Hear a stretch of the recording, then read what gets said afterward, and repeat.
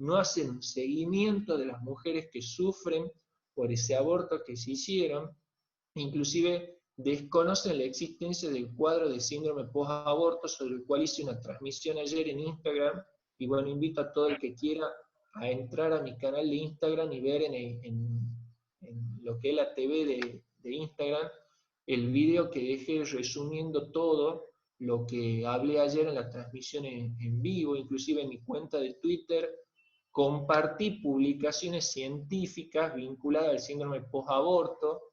De eso no habla nadie. No le dicen a una mujer que con el misoprostol va a sufrir dolores cólicos producto de las contracciones del útero, que va a tener hemorragias genitales producto del desprendimiento del saco gestacional o de la placenta en los embarazos más avanzados. No le dicen que si tienen una complicación, un aborto incompleto, ellas no se van a hacer cargo y van a terminar recurriendo de urgencia a la guardia del hospital, donde se van a encontrar con un ginecólogo como yo que sí las va a atender. De eso no se habla. Se plantea el aborto como algo maravilloso, al embrión y al feto como una cosa inexistente que forma parte de la anatomía de la mujer, al asesinato de una criatura indefensa como un derecho, y eso manifiesta la perversión que atraviesa hoy en día nuestra sociedad. O sea, no se trabaja sobre las situaciones de vulnerabilidad de la mujer embarazada, si es víctima de violencia, si no tiene trabajo, si es presionada por su pareja o su familia para hacerse el aborto, si lo hace por una situación económica, presiones laborales. Esos problemas nadie los atiende, hay que abortar y listo. Y eso habla mucho de la sociedad de hoy en día, la sociedad materialista, Claro. el con el que me importa el yo, el yo y el yo, y no importan los demás, no importa la sociedad. Hay que replantearnos muchas cosas. El aborto refleja muchas cosas que suceden en la sociedad argentina de hoy en día. Ciertamente, y hablando del síndrome post-aborto, una de las cosas que yo traté también en mi artículo que lo publiqué en mi página web acerca del síndrome post-aborto, si Lo existe. tengo que leer todavía. Una de las cosas, mira, una de las cosas, Jorge, que yo me quise concentrar, porque hay mucho material científico, y especialmente, bueno, muchos de los artículos que compartiste el otro día por Twitter, que yo invito a todos los que están aquí escuchando esta conversación que vayan al Twitter del doctor Jorge Maciel y investiguen este tema, porque yo creo que son argumentos muy fuertes en contra de la realidad del aborto. Una de las cosas que yo quise hacer en mi artículo es, tenemos por un lado toda esa literatura científica que demuestra que realmente el síndrome de posaborto existe porque se puede encuadrar dentro de lo que se llama estrés postraumático, que es Exactamente. una condición psicológica que se vive especialmente con un evento que cause un trauma y que resulta en un trastorno. Y el aborto no es excepción. Tal vez esto en inglés se dice el PTSD, el tipo más conocido es el de la guerra. Tenemos Exactamente. Lo sobrevivientes. comparan mucho con el estrés postraumático que sufren los soldados que estuvieron en guerra, todos los trastornos psicológicos vinculados con angustia, depresión, problemas en sus relaciones interpersonales, actitudes autolesivas o inclusive aumento de la incidencia del suicidio en los soldados, inclusive se vio en los excombatientes, y a mí me llamó la atención que según un artículo, inclusive los ingleses habían tenido más suicidios, los excombatientes de Malvinas ingleses, que los argentinos. Eso me llamó mucho la atención. Y ese dato me lo dio un excombatiente al cual yo tuve el honor de conocer en la provincia de Salta, allá en Rosario de la Frontera. Él, no recuerdo ahora el nombre, pero él fue el último grupo que salió de las Malvinas, y él tuvo la oportunidad de reencontrarse, viajó a Inglaterra, se reencontró con soldados de la misma unidad, batallón, que había peleado contra él en Sí, hay muchos casos de eso. muy interesante y emocionante la historia. Y él me decía que cuando estos soldados ingleses vuelven a Inglaterra, como ellos fueron, por así decir, mercenarios, fueron pagos, fueron a la guerra, volvieron, no había un espíritu nacional en Inglaterra, de decir, bueno, vamos a ir a pelear contra Argentina, es una guerra nacional, porque no, simplemente ellos lo vieron como una El cuestión, trabajo. un trabajo, una cuestión utilitaria. Las Malvinas es realmente una isla geopolíticamente hablando muy importante en el hemisferio sur. Tenemos que mantenerla por si en el futuro, por el comercio, por la pesca, por lo que sea.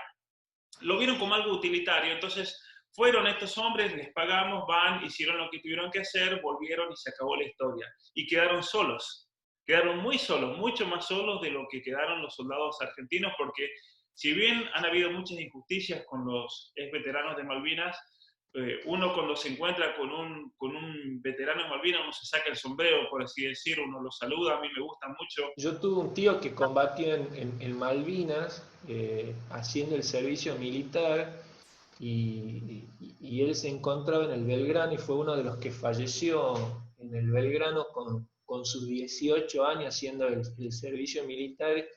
Y cuando voy a Buenos Aires, a la Plaza San Martín, siempre la visito y me quedo un rato con su nombre en la placa donde está su nombre, a pesar que no lo pude conocer.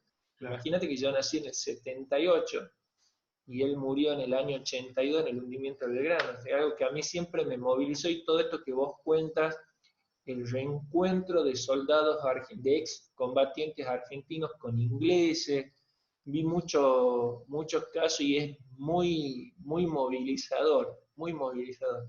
Sí, yo creo también que el hecho del perdonarse, el hecho de entender la situación en la cual se encontraba cada uno,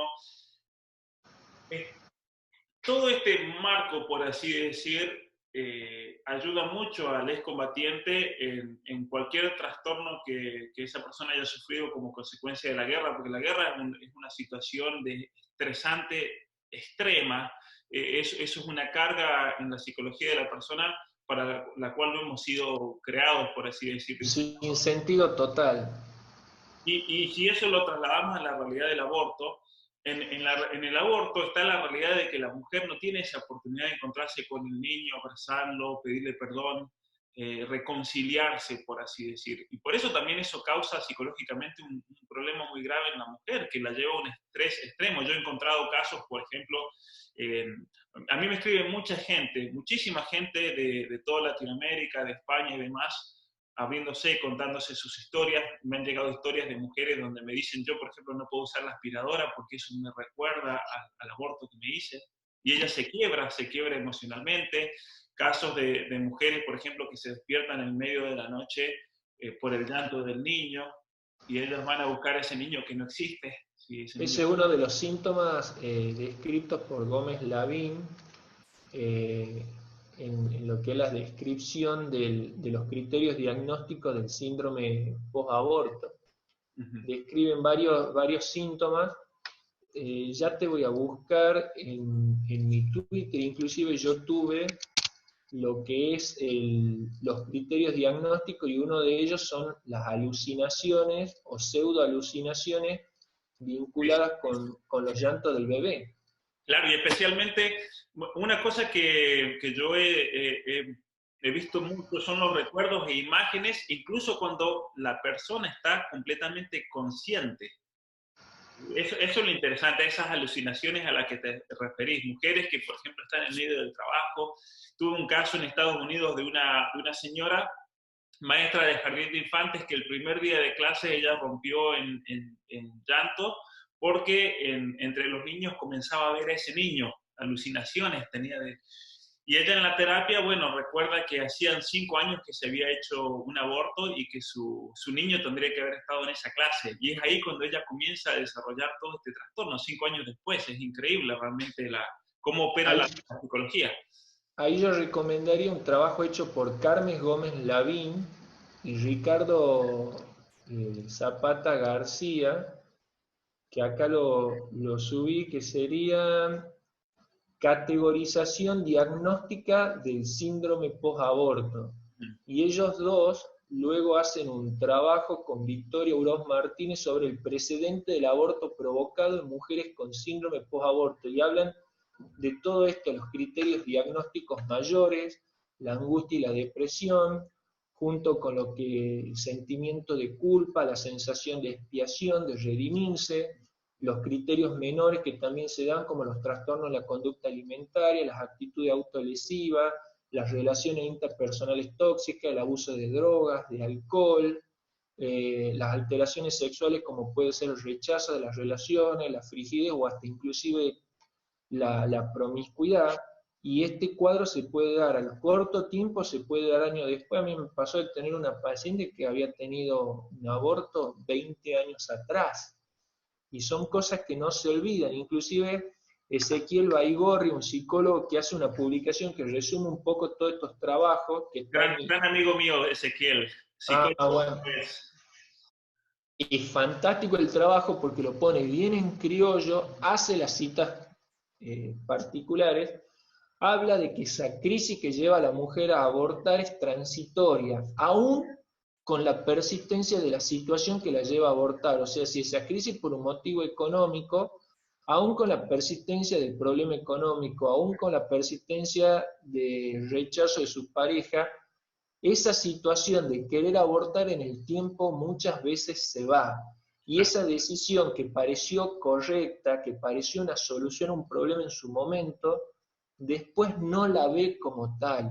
Y esa es la raíz de ese trauma. Por eso se habla en ese artículo de que hay que trabajar sobre las causas, contener a la paciente, escucharla, brindarle una ayuda a esos problemas, asistencia económica, asistencia social, asistencia judicial, atención médica.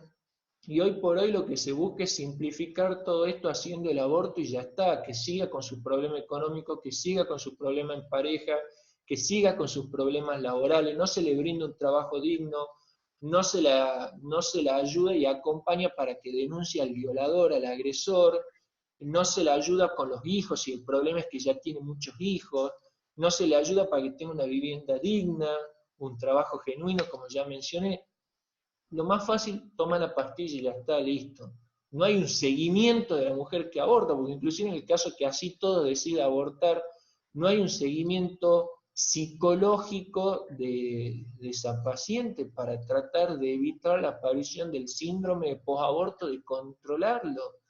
Hay una desidia total, inclusive no se incentivan los grupos de ayuda. Hoy por hoy está el grupo Grávida, que acompaña a las mujeres con situación de vulnerabilidad, tener la red de acompañamiento de la mujer con embarazo vulnerable, que tiene un 0800 al que se puede hablar y te contactan con gente que está en tu ciudad para asistirte.